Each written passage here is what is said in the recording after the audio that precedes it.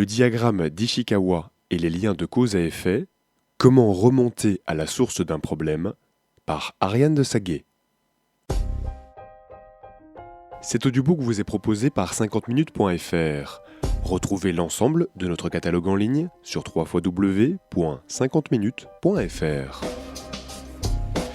Le diagramme d'Ishikawa et les liens de cause à effet, comment remonter à la source d'un problème, par Ariane de Saguet.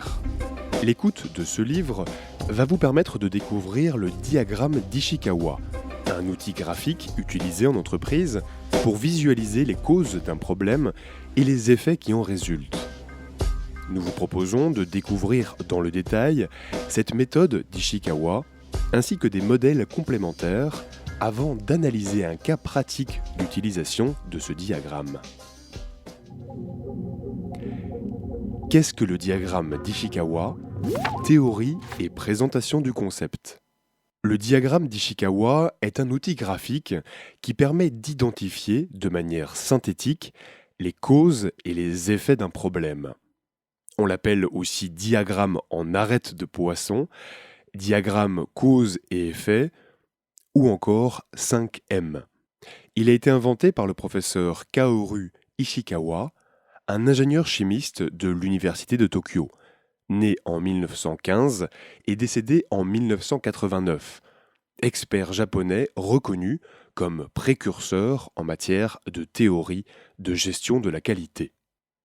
Kaoru Ishikawa utilise ce diagramme pour la première fois en 1943 pour tenter d'expliquer à un groupe d'ingénieurs de la célèbre société japonaise de sidérurgie Kawasaki Steel Works comment comprendre un problème tout en s'appuyant sur l'analyse d'un ensemble de facteurs complexes.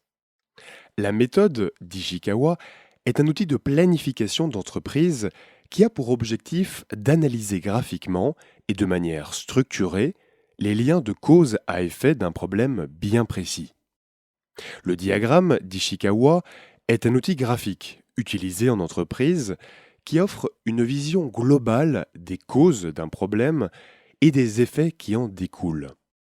Comme les causes sont hiérarchisées, il est possible d'identifier précisément les sources du problème. Cet outil permet de ne pas oublier certaines causes d'un problème et de fournir les éléments nécessaires à l'étude de solutions potentielles du problème. Le diagramme est principalement utilisé en entreprise comme outil de gestion de la qualité ou de gestion de projet. Mais il se prête aussi particulièrement bien à la gestion des risques, car il permet d'anticiper les problèmes. Par exemple, lors de la mise en place d'un projet, l'entreprise s'interroge sur les aspects qui peuvent rentrer en considération si son projet échoue. En évaluant les différents éléments qui pourraient causer l'échec du projet, elle sait directement où focaliser son attention pour éviter que le problème ne surgisse réellement. Le modèle d'Ishikawa pose deux hypothèses. Il existe un nombre limité de causes principales et secondaires pour chaque problème. Distinguer les causes principales et secondaires est une première étape vers la résolution de ce problème. Le professeur Ishikawa classe les différentes causes d'un problème en 5 grandes familles, qu'il appelle les 5 M. M comme matière. Il s'agit de tout ce qui se consomme ou qui est utile au projet, comme les matières premières, le papier, l'eau, l'électricité, etc. M comme milieu. Cette notion correspond à l'environnement, au contexte qui peut avoir un impact sur le projet, par exemple le lieu de travail, les espaces verts, etc.